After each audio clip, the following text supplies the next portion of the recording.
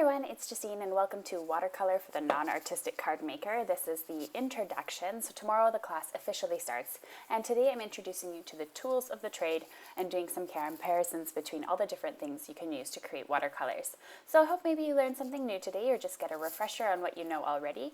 I also go through whether things are a want or a need, because that is sort of my style of crafting these days and being sort of a minimalist. Well, sort of, when it comes to crafting. And so let's get started right away. Just on a quick note, all of the information here is available over on my blog, and I also have a printable PDF if you want to create your own or little binder about what you've learned over this week. So to get started, we're going to start talking about actual watercolor paints. Now there's many different kinds of watercolor paints. I use personally the Gansai watercolors. These are very popular in card making right now. They're from Japan. I find them to be really, really useful. They're extremely good quality. I'm not sure if there's like really extremely expensive watercolor paints out there that are more expensive than these ones, but I found the price point to be quite good and I got them on Amazon. I'll link to a few different stores on below in the description, and you can get many different sizes in these as well. There is one size bigger, just so you know, and those ones come with metallics like gold and silver and things like that, so those might be really useful to what you need. Just once again, depends on what you need. I absolutely love the variety of colors and I'm super satisfied with just having the 24 colors here, and you can make so many different shades out of each color just by the amount of water that you add to your project. And again, they are really great to use, and I can't recommend these ones enough. I have not tried a ton of other different brands of watercolors. I have tried a liquid watercolor and I've tried the Crayola ones, and honestly, if you're just doing the odd background here and there, you don't need expensive watercolors and you can simply use just some of the other things. So up in the corner I have a video which shows me using liquid watercolors. Now liquid watercolors are watercolors that you kind of come in a tube and you squeeze them onto a craft mat, then you grab a pencil and you mix some water into them. Personally, I find they work just fine and do the trick, but the thing is you have to squeeze them out of the tube, and therefore there's no way to really just clean them up when you're finished and put the leftovers back in the bottle, and that's why I personally like the dry colors, because there's no color that goes to waste. So it simply stays in the tin and then it dries up afterwards into a solid and you don't waste anything, whereas the liquid ones, again, there's lots of waste. And then you also have to put the right amount of water and things like that. So it's a little bit more labor intense, I would say, but they work fine if you have them. Here are the Zig Clean Color Reel brush markers. Now these were a massive trend this year in card making, and they come in a variety of sizes. I personally have the 12 pack and I am more than satisfied with the 12 pack. I find the 60 pack, you don't need it unless you're using these 24/7 and using them on all your cards.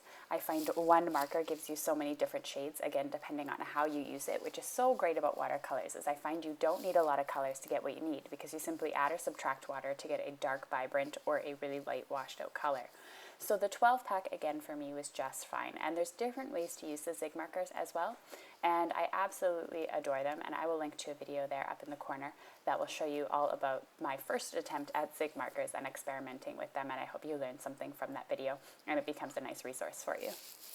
Another thing you can use to achieve the watercolor look, again, if you don't have watercolor paints or you don't have Zig markers or you just want to try something new, are your distress inks, and it's probably something that you have in your stash already, so that's also really awesome.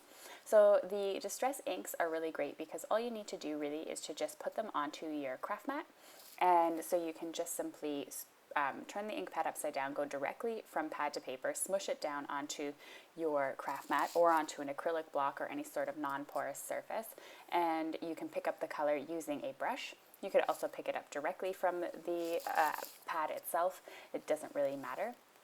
And this creates some really beautiful colors, and as everybody knows, distress ink blends really well. And what you could do is also let it dry, spritz it with some water, and create some water droplets on it as well, which is awesome. Next up are another new product called Color Burst, or at least I think they're new. These are from Ken Oliver Crafts, and I just got these the other day. There are a couple of ways to use these as well. It just depends on the look you want to achieve, and these are actually a powder that you add to water. So they're really fun to play with. And again, I haven't watched any videos on them, so I'm not an expert on these in any way, but I'm going to show you a comparison and two different ways on how to use these. And these are really the one thing that I would say create a really different look compared to all the other products I just shown you, because all of those pretty much do the same thing. Another thing is the Inktense pencils. Now Inktense pencils come in different packs as well. So I have the 36 pack, again more than enough for my personal needs as a crafter. All you do are color exactly like you would an image with colored pencils. You can add then a water brush and go over the image with some water, and those colors will all blend together. Now these are extremely intense pencils, and a little color goes a long way. So what I tend to do when I'm coloring an image and I'm not sure is to just color the edges and then sort of smooth out the water, and then I can add more color if I need it. But usually that ends up being more than enough color. So those are the Inktense pencils, and you can use those in different shades to create some really awesome looks as well. And pressing harder or lighter on the pencil will also achieve different looks and different shades. So you get a lot out of them. Next up, I wanted to just talk about tools of the trade, and so things that you may need or may not need for watercoloring. Now, I'm going to talk about whether it's a need or a want as well. So anything that's a need is something you really actually need to do watercoloring, and anything that is a want is something that you can buy it, but it's not necessary. Just depends on what you want to do with your watercoloring.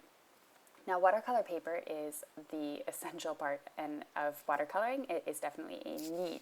So if you're doing watercolors on regular cardstock, it's going to warp your cardstock quite a bit unless you're using very, very little water on it. So I'll show you in the top there about a card that I used without watercolor paper. It turned out fine, but again, it was just a very little amount of water that I used on the card.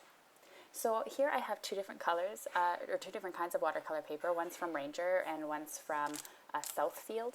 I got these at my local craft store, and you can also get the Distress watercolor paper, and that is also really good because it comes already pre-cut into some small sizes and works similar to the Ranger one.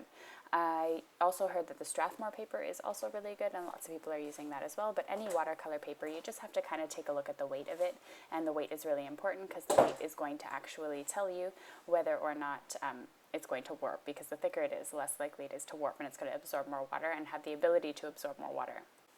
I personally have bought all of my watercolor paper from local craft stores, and I've never had a problem with it, but I've never actually bought cheap watercolor paper before, so I'm not really sure if there's bad and good watercolor paper, because all the ones that I've used so far have been fine. So once again, watercolor paper is a need. Another need is some sort of paint brush. You can also use a water brush, which is more of a want, I would say.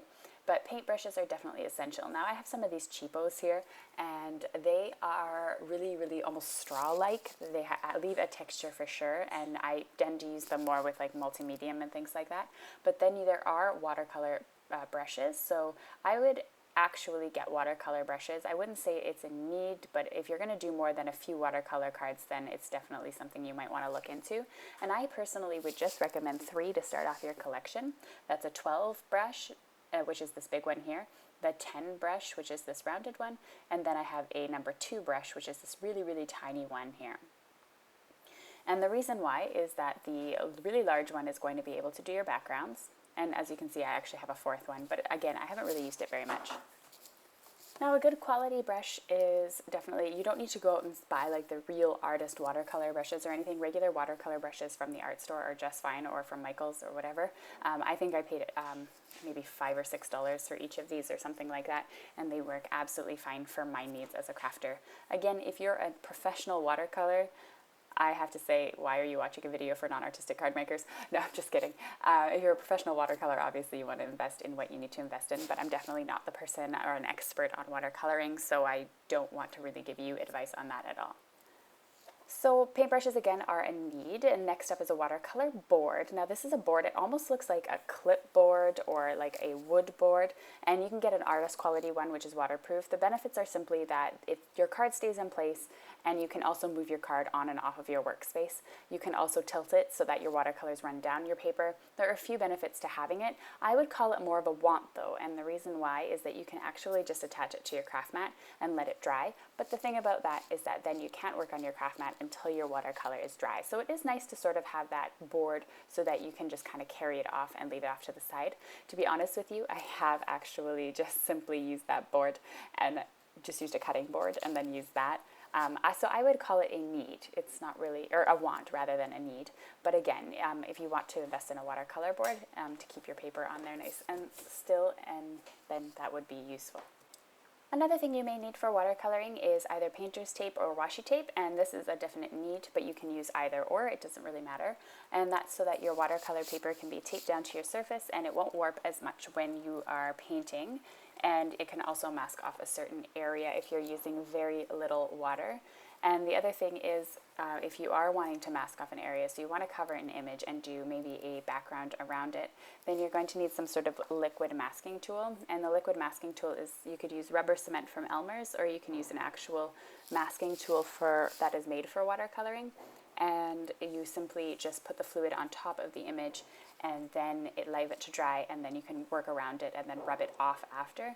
This is really essential, again, only if you are doing masking techniques with watercoloring. Next up, we're just going to do a few comparisons on the different tools that I showed you in the beginning. So I'm just going to create a few samples here, and as you can see, I just cut up some small pieces of watercolor paper. You could do this and have this on file for yourself as well, so that you know the different ways that you can use your watercolors. And I'm going to be using Inktense pencils, and I'm going to use distress inks, or you can also use distress markers if you want to give those a try, but they give pretty much the same look. I'm going to use color bursts from Count Oliver. I'm going to use Zig markers. Those are the real brush clean color markers. And then lastly, I'm going to use the Gansai watercolor paints. So let's get started with something that everybody kind of has in their toolbox, and that's distress inks. So I'm going to be using Candied Apple today, which is from Ranger and Tim Holtz Distress Inks. I'm going to add some water to my watercolor paper, and then I'm going to show you how you can go directly to the pad, or from the pad to the paper, or you can actually just use your craft mat and then smush down some color and add that to your paper. So you can add as much water as you want to this, depending on how vibrant you want the colors. And then you can see here that they blend out really, really nicely. And if you let them dry and add some more water, you can rework them, or you can add some droplets and then add some water droplets to your actual card itself. So you can add a lot of texture to your watercolor paints when using distress inks as well. You can add any sort of dye ink actually will work, but distress inks I find work the best because they are made essentially for distressing and blending. So those are actually their main focus. Next up, I have Inktense pencils. These are from Derwent. Again, I'm super satisfied with the 36 pack, and you definitely don't need anything bigger. I'm going to add 2 different green colors here so you can see how well they blend together.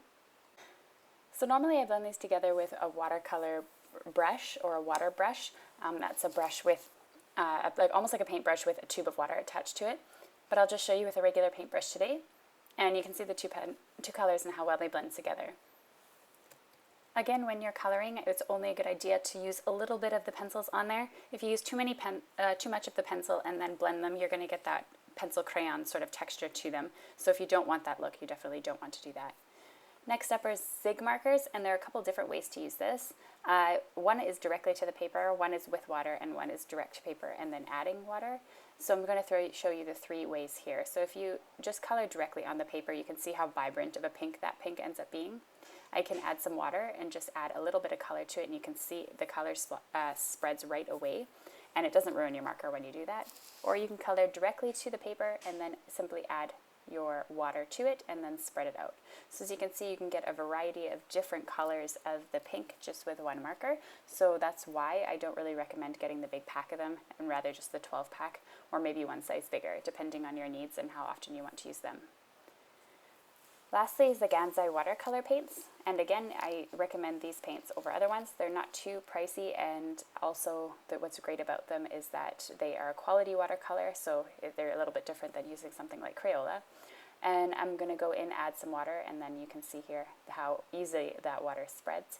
Just using this blue color here, which is very pretty, and you can see it looks extremely dark on the actual watercolor itself, but then it actually ends up being quite pastel looking, depending on how much color you want to add. So I'm just going to sort of blend it out here and show you how smooth they end up looking in the end, and that it is a quality watercolor. Lastly, I wanted to save the color burst from Ken Oliver for last, because the Ken Oliver does something different than all of these other ones. So all the other ones you can achieve pretty much the same look, give or take a few things, and then you have the color burst. So I added them in 2 different ways. So I added water and then added some of the powder, and you can see it spread. That creates almost like a firework effect.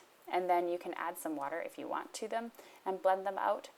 but that's not exactly the point of the color burst. And you can see over on my blog, on my samples, I actually also put the powder down on the paper and then I spritzed it with my mini mister from Tim Holtz, and it created a really awesome look as well.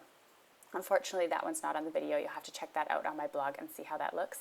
And I'll have pictures and PDF files of all these samples and all the information that I just told you on this video for you to download and print out.